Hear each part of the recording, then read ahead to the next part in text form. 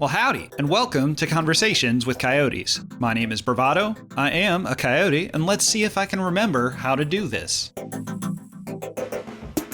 Boy, it's been a bit since I did a normal episode, but then again, things are hardly normal right now, huh? Either way, though, I figure the least I can do is to try to continue providing whatever this is, so y'all have one more thing to distract you from whatever this is. Now, if you follow me on Twitter, and you should, you'll have seen that I put out a call for some video contributions for a new project that I'm working on. At the time of recording this, it's too early to say how successful that actually was or will be, which bookends pretty conveniently into what I'm here to talk about.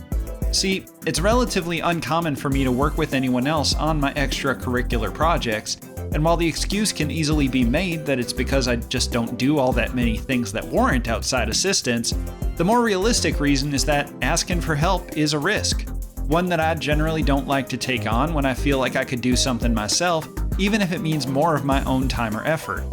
So why is that? Despite the name of this video, it doesn't feel totally accurate to write it off as entirely a situation of mistrust, or at least that's not the whole story. It's a two-way street. On one hand, I have a tendency, maybe to a fault, to play my cards close to the metaphorical vest.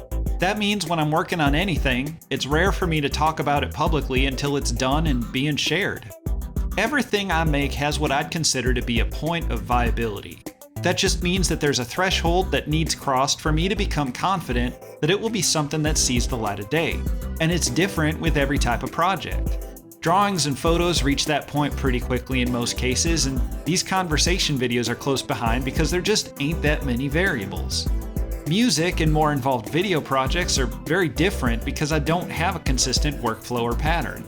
With music especially, my hit rate on completion tends to be pretty low. I have a lot of works in progress that never reach that magical moment of feeling like a full thing and maybe never will. And as a side note, that's totally fine. I ain't trying to imply that every single thing needs to be completed or shared or any of that. The act of creating in and of itself can often be its own sort of therapy. But regardless of what it is, I want to feel confident that a project will come to fruition before shouting about it, because the alternative is hyping up something that never happens, and making a habit of that results in a reputation as someone who don't deliver.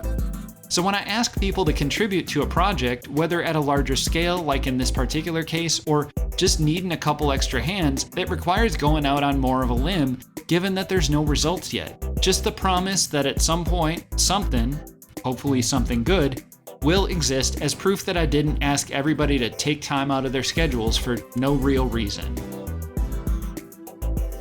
Now on the other hand, I'll fully admit to being an insufferable perfectionist. As much as I want to celebrate the things I've created, it's difficult for me to look back at previous work with anything but a critical eye in an effort to continue to improve moving forward. The thing is, if I ask someone to help with something, they're going to end up being subjected to that same level of scrutiny. Now that's not to say I'm pulling a Christian Bale and having a total meltdown, but I get where he's coming from. This is 100% not intended as criticism of the folks who helped me on various projects over the years. I'm immensely grateful to them for their willingness to set aside their own pursuits for my sake. And that means, to whatever degree is necessary, dialing back that hypercritical part of my brain and embracing the results for what they are. It's coming to terms with the fact that while everybody is passionate about something, it's not realistic to expect that same level of drive or attention to detail across the board, especially when they're effectively donating their time. The long and short of it is, collaboration often means hoping for the best, but also preparing contingency upon contingency for when things don't work out exactly as planned.